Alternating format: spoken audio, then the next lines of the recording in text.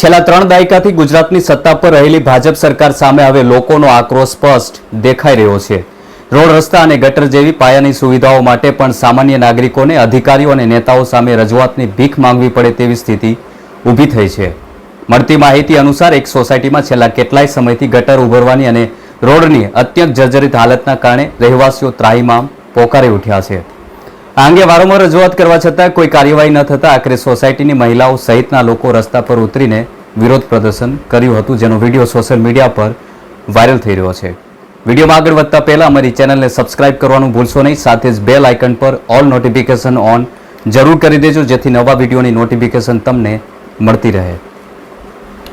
વિરોધ પ્રદર્શનને પગલે પોલીસ અને વહીવટી અધિકારીઓ ઘટના સ્થળે દોડી આવ્યા હતા।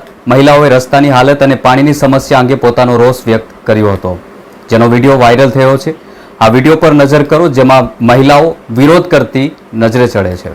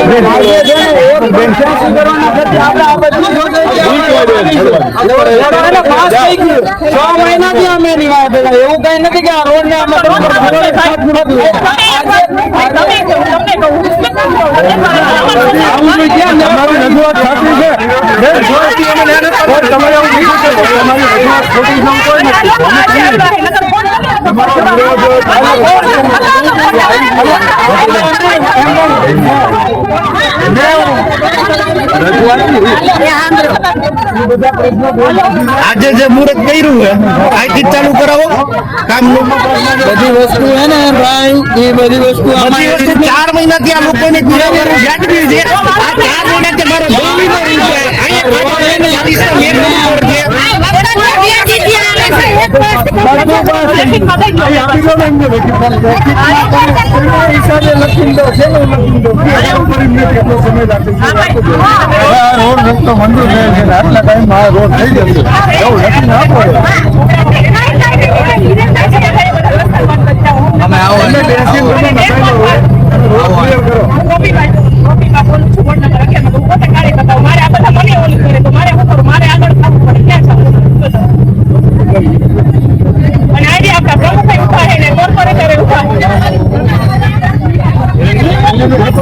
અહીંયા હવે તમે લોકો આ લોકોને બાહેંધરી આપો લેખી ચાલો પૂરું થાય।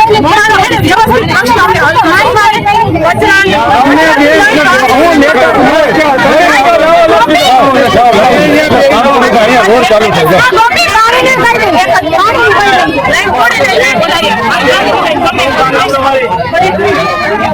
એક બોલો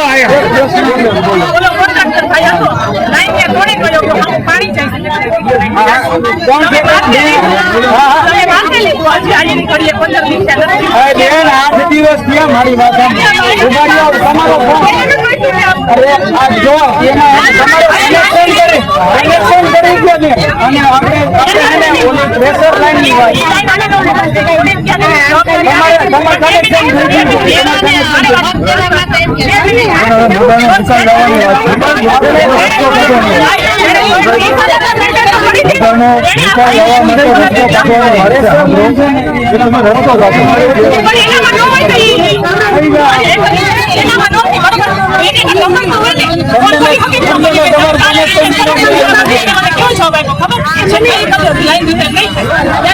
ખબર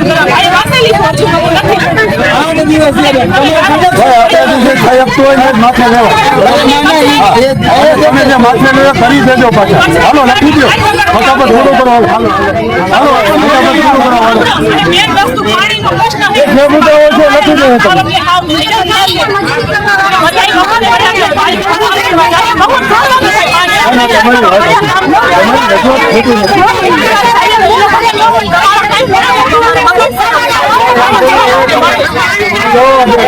તમારી જે રસ્તાની રજૂઆત છે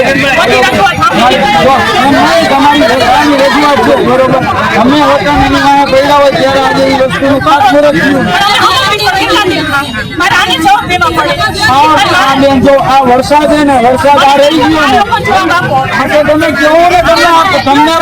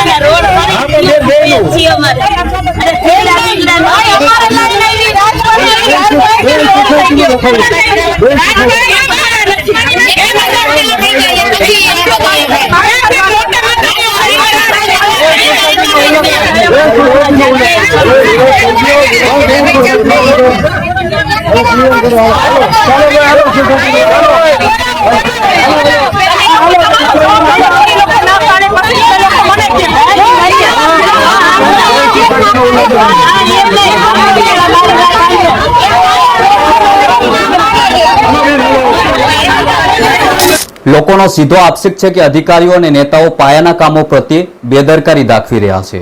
પરિણામે જનતાને રોડ, રસ્તા, સ્કૂલ કે હોસ્પિટલ જેવી મૂળભૂત સુવિધા મેળવવા માટે પણ મુશ્કેલી ઊભી થઈ રહી છે. આ ઘટના સ્પષ્ટ સંદેશ આપે છે કે જો સરકાર અને વહીવટીતંત્ર સમયસર કામ નહીં કરે તો નાગરિકો હવે જાગૃત બનીને શાંતિથી બેસવાના નથી અને તેઓ ભાજપ શાસન હેઠળના આ બેદરકારીનો વિરોધ કરવા માટે સક્રિય બન્યા છે. આ ઘટના પર તમારું શું કહેવું છે કમેન્ટ કરી જરૂર જણાવજો અને ફરી એકવાર યાદ કરાવી દઈએ અમારી ચેનલને સબસ્ક્રાઇબ કરવાનું ભૂલશો નહીં. જય હિન્દ.